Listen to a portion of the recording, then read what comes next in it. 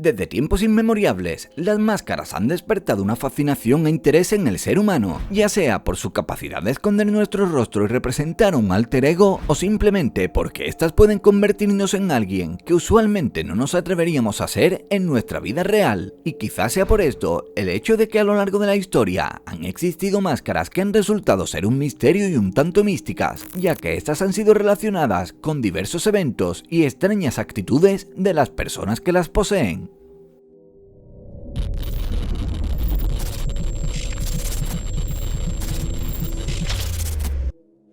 Número 10. Kuchisake Onna. Hay una historia espeluznante en Japón, la cual habla de una mujer enmascarada llamada Kuchisake Onna, quien según la leyenda, camina por el mundo de los vivos después de que su esposo celoso le quitara la vida.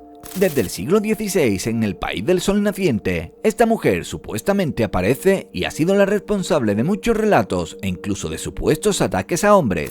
Cuando aparece, Kuchisake Onna utiliza como máscara un pañuelo o una máscara médica y les pregunta a los hombres si estos creen que es bonita para luego quitarse la máscara y preguntar de nuevo si aún lo creen, ya que cuando se la quita, muestra una boca ensangrentada y cortada por las comisuras de los labios. Se dice que el que responde que sí a las dos preguntas vive para contarlo, pero que ella le corta los labios, mientras que aquel que diga que no a alguna de sus preguntas le quitará la vida. En ese país aún se cree que este tipo de demonio femenino aparece a altas horas de la noche por las calles de Japón.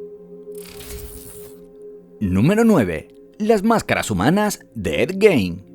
Ed Gein fue un conocido psicópata, el cual tenía una costumbre tan peculiar como macabra. Ed tenía como un rito extraer partes de los cuerpos de sus víctimas con intenciones de momificarlos y preservarlos durante años, convirtiendo esas partes en trofeos que pudiera mirar. Cuando Ed les quitaba la cara, hacía lo mismo y creaba máscaras que en varias ocasiones utilizaba y que conservaba con distintos métodos de preservación que aprendió durante años. Al ser investigado y posteriormente encarcelado, en la casa de Ed se encontraron rostros y cabellos humanos de varias víctimas, incluso de vecinos que llevaban desaparecidos muchísimo tiempo. Número 8. Máscaras maorí. Los maoríes son tribus indígenas de origen polinesio, los cuales tienen muchas creencias curiosas y quienes aún habitan territorios como Nueva Zelanda y Australia.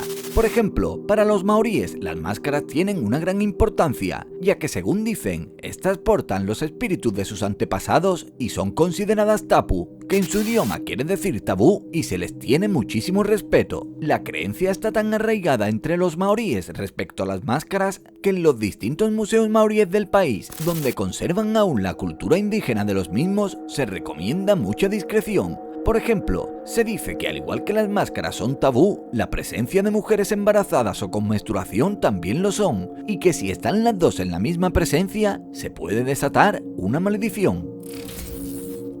Número 7. El caso de las máscaras de plomo.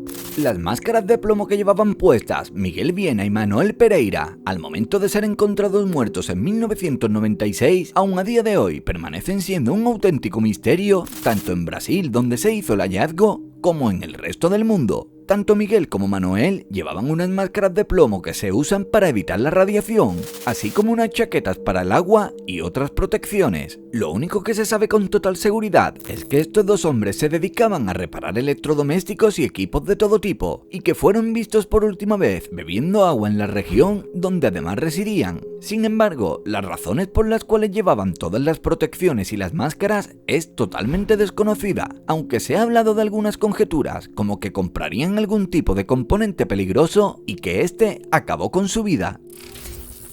Número 6. La cara robada maya.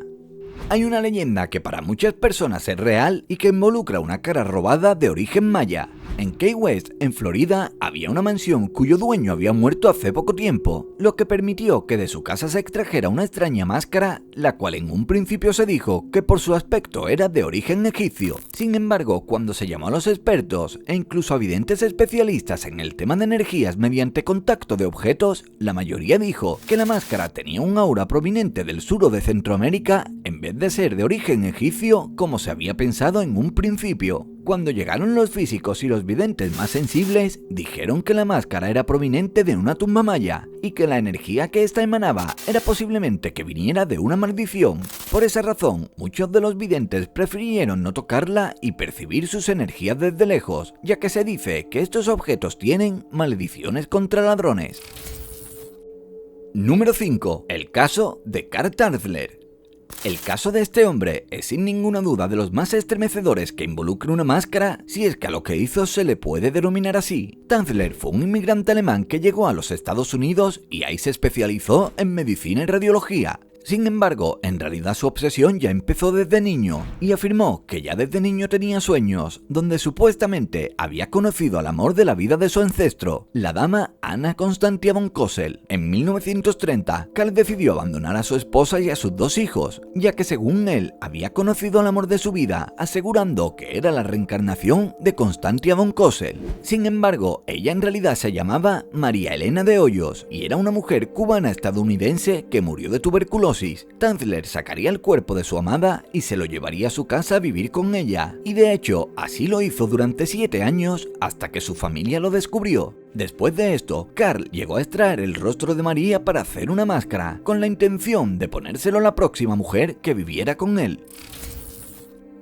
Número 4. La bestia de Jersey.